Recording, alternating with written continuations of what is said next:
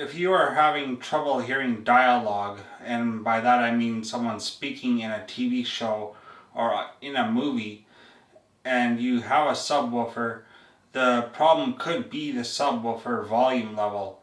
I found out the easiest solution, other than getting a center channel so I have 5.1 surround sound, was to turn down my subwoofer's volume level, and that improved the dialogue, or being able to hear the dialogue dramatically.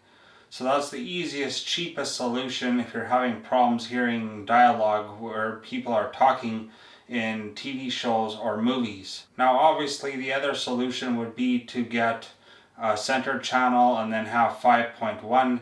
Instead, right now I have 4.1 because I'm missing the center channel.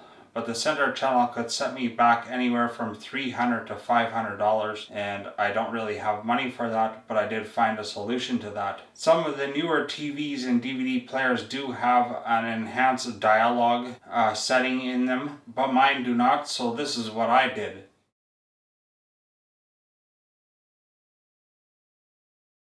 Subscribe or visit my YouTube channel.